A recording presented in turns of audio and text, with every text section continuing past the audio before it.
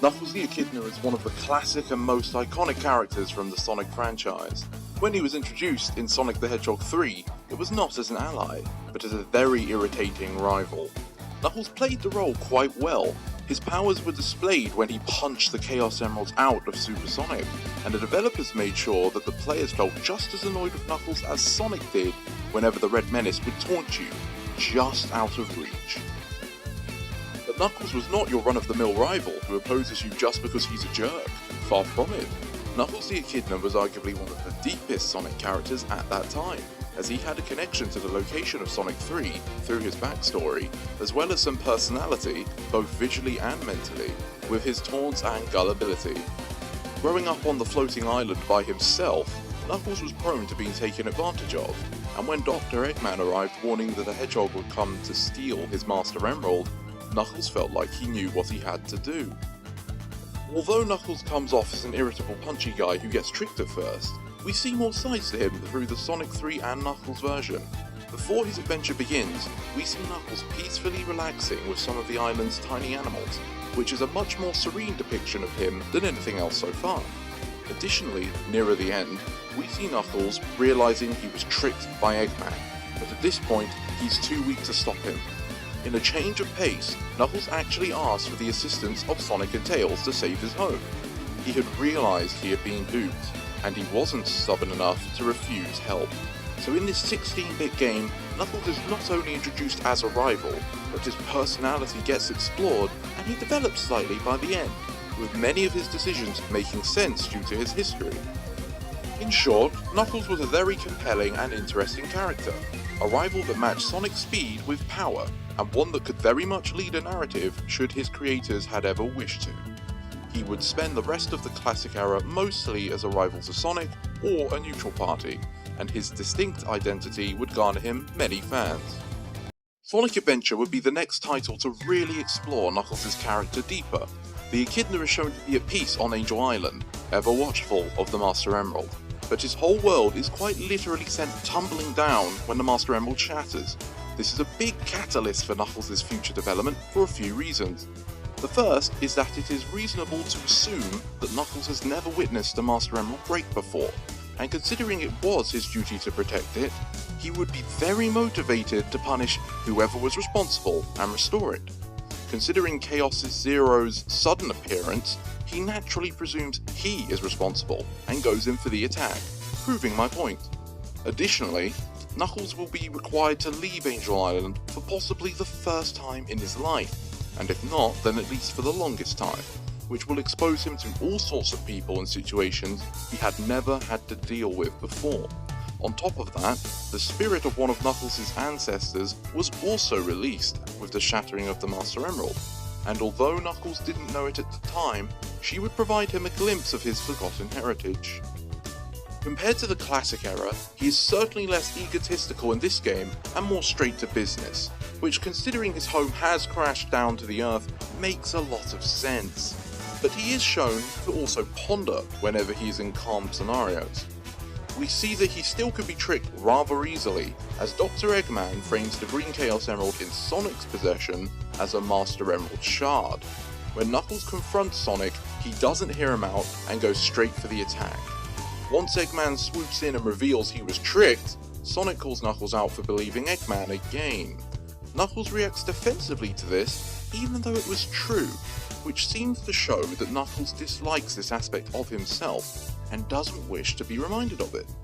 This is a nice detail to have included, as it continues to show us that Knuckles still has difficulty in overcoming the complicated nature of society. As Knuckles is nearing the completion of the Master Emerald, it shows him a vision of the egg carrier, which prompts Knuckles to go and look for the remaining pieces there. This is an interesting ability that doesn't seem to ever appear again. It would have been a nice thing to see in future games that experiment with the bond that these two seem to have. Knuckles also receives a vision from Tikal, who shows him a glimpse of his ancestors' past. This should have been a huge moment for Knuckles, however he doesn't seem to react much, and as soon as the vision is over, he shrugs it off to restore the Master Emerald. Some could say this was either shock that prevented him from processing the information, or a sense of duty that caused him to put it behind him. Ultimately, I believe this was an oversight from the developers, who likely had other aspects of the game on their minds. Once Knuckles' story has concluded and Angel Island is back in the air, Knuckles seems to reflect a little on what does it mean for him to be guarding the Master Emerald, but he decides perhaps he's not meant to know. I will admit that I personally find his disinterest in the past annoying, but Knuckles being content with the life he has always known can work as well. Throughout Sonic Adventure 2, Knuckles' character developed quite a lot, building on the foundation that Adventure 1 had laid out. We see Knuckles act a lot less hostile towards Sonic's group now, even taking Amy dragging him out of the gutter quite well, considering the circumstances. He also seems to have progressed emotionally when he apologises to Rouge near the end, even though she's been an adversary to him. You can hear him pause in his speech, as if he put aside their rivalry to say what he felt was the right thing. Finally! What? I'm sorry if I hurt you. He's not suddenly a charismatic mastermind though. On the way to Space Conley Arc, Knuckles causes the shuttle Sonic and Co were riding in to crash, in a rush to collect the Emerald Shards. To his credit, Sonic didn't really handle that situation great either, but regardless of that, we can still see Knuckles' stubbornness has not left him. In an attempt to stop Eggman utilising the Master Emerald, Knuckles decides to break it. Rouge the Bat, who wanted to steal it, loses her mind over this, which contrasts with Knuckles' rather nonchalant reaction to it. To me, this speaks of how much more confident Knuckles has become in his own abilities and in restoring the Master Emerald, likely achieved as a result of his success in restoring it during Adventure 1. Speaking of Rouge, she plays a pivotal role in Knuckles' own development during Adventure 2. Where he is selfless and honour-bound, Rouge is out for herself and plays multiple sides. She tests Knuckles' morale, and he remains steady in his goals despite that. By the end of the game, he seems to have an effect on Rouge, and this acts as the beginning of a connection the two will continue to have for the next few games. This is a good dynamic for Knuckles, as it gives him people to interact with that have nothing to do with Sonic, which serves to show once again that Knuckles is more than just a friend of Sonic. Back when Sonic wasn't the only character that mattered. Adventure 2 also seemed like it realised a missed opportunity from Adventure 1, with Knuckles ignoring visions of his past. It's not much, but during the final story, Knuckles needs to use the Master Emerald to disable the Chaos Emeralds, and to do so he recites Tikal's chant. A niche aspect of Knuckles is also referenced by Sonic when he jokingly calls him the world's greatest treasure hunter. Being a good treasure hunter is an interesting addition to Knuckles' character that also makes sense. He has developed these skills by searching for Emerald Shards, and he must have done something to pass the time on Angel Island. It may have also been a nod to his appearance in the Sonic OVA, but either way it's a nice addition to add some depth. Sonic Heroes represents the end of Knuckles' development arc in my opinion. Now usually when I talk about Sonic Heroes in relation to story, I say that it's best to accept it as trying to do its own thing and play down narrative elements. This is still true, but with Knuckles, he didn't need much to neatly wrap up his progression, and conveniently, this game was all about teamwork. The point I'm getting at here is that in Sonic Heroes, Knuckles is shown to be far more relaxed and comfortable in being with Sonic and Tails. In their team's intro, we see him both reassure Tails and boast that they've got everything under control, heavily implying his strength will be all they need as he does so. This has concluded a satisfying progression from the rival he used to be in the classic games. Now, Knuckles holds no hostility to his friends and trusts in their abilities. Through in-game dialogue, we see that Knuckles is a little more cautious than Sonic is, as well as being ready to go for a good fight. Unfortunately, this is where Knuckles' character peaks. In Shadow the Hedgehog the game, Knuckles is just about defeating the Black Arms. Nothing astonishing, but he wasn't really the focus and it makes sense for him, so it's pretty harmless.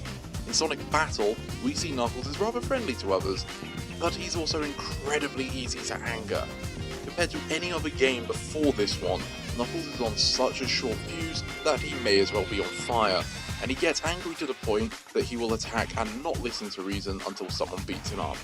In Sonic Riders, Knuckles is not only portrayed to be very short-tempered, but a bit stupid as well. After Sonic Heroes, Knuckles had begun to be scaled back. I personally think this may have been inspired by his characterization in the show Sonic X, but for all I know, Sega could have told that team that they want Knuckles to be portrayed that way. Whatever the reason for it was, Knuckles became heavily exaggerated, having his gullibility and stubbornness warp into stupidity and ego. In Sonic the Hedgehog 2006, Knuckles has very little narrative presence. He really is just presented as Sonic's friend in this one. When Knuckles is on screen, it is usually because he's being shown as stupid. Huh, he's pretty cocky. There is even a moment in the last story where the whole cast runs off to save Sonic, and Knuckles runs forward into a wall he could already see, before realising he needed to turn around.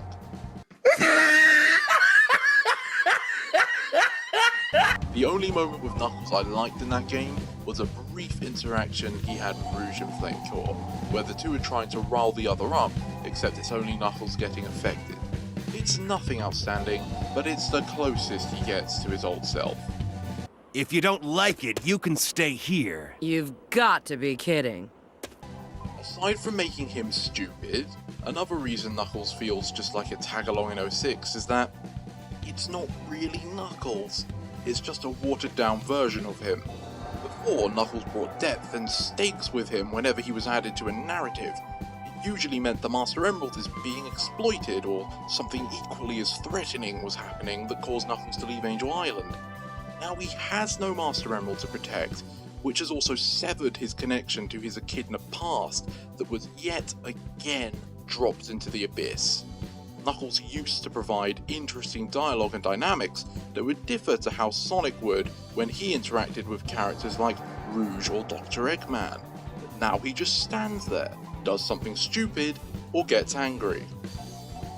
After 06, Knuckles doesn't make too many important appearances. In Sonic Generations, he, like many others, just becomes a cheerleader. Near the end, Amy manages to knock Knuckles out against a tree, so I guess he isn't the best of them anymore. He also oddly feels the need to tell Sonic he didn't need his help when he clearly did, making him seem both stupid and arrogant. Arrogance was something Knuckles never had. He was distrustful of others, sure, but he had grown past that long before this game. Thanks for the help. Not that I needed it, but it's good to have my sanctuary back. In Lost World, Knuckles is again just a side character with barely any screen time. What does he do with his limited appearances, you may ask? Flex over the phone to Sonic about how he's taking too long, and that if Knuckles was there, it would have been finished already. Okay Knuckles, why aren't you there? Actually yeah, why isn't Knuckles there? Oh right, because he isn't Sonic, Tails or Eggman and it's post-Sonic 06. My bad. We also see Knuckles get abused by furry animals, so there goes his credibility. Sonic Boom. Sonic Boom completely massacred Knuckles, but is usually overlooked because people state Boom was an alternative universe. I know this, but it was also the only Sonic we got for a year or two, so it was Knuckles at that time. Besides, he was just the more recent interpretation dialed up to its extreme limits. A muscle-headed ignoramus with intelligence so low he probably would have sunk Angel Island himself if it still existed. But this brings us to my favourite subject, Sonic Forces!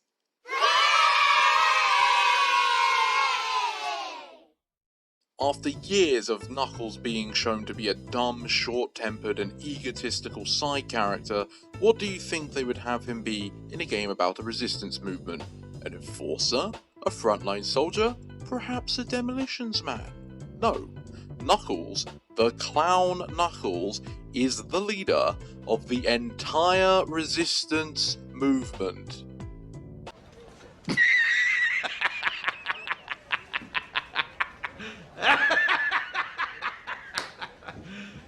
You serious?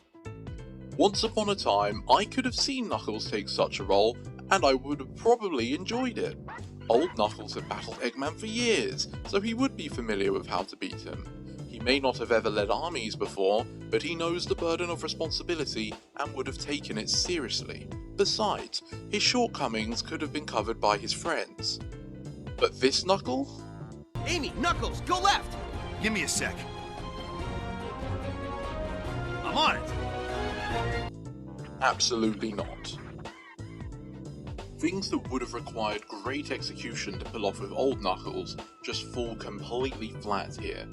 What makes matters worse is it's not just the fact that they pulled a 180 with his character, but they were continuing to portray him as an absolute buffoon. The most egregious example is when he admits to spending mere minutes on a strike to defeat Eggman, but during the mission we find out that 80% of the Resistance forces died. As in dead, as in not coming back, as in Knuckles just caused the majority of the surviving population that believed in him to die because he couldn't spend more than 5 minutes planning an assault. None of this is good, Vector. That's why it's called war. After the travesty that was Sonic Forces, Knuckles had one more appearance thus far in a spin-off game, Team Sonic Racing. I will admit I have not played through more than an hour of its story mode, so I could be mistaken here, but from what I've seen, Knuckles has reverted back to his Sonic Boom personality, with him saying, "Grass tastes bad," if he goes off the road. Looking over Knuckles' history for this video had made me realise he should probably be one of my favourite characters, but he isn't. He has been ruined, and when I think it can't get worse, they then make him responsible for the deaths of his allies. Knuckles had developed so much from his debut, and did so whilst avoiding being an inconsequential side character for most of that time. But now he has none of the depth, none of the nuance, none of the charm that he once held before. He is just a joke, and it's getting old. That is where Sonic went wrong with Knuckles the Echidna. Thank you for making it to the end of this video.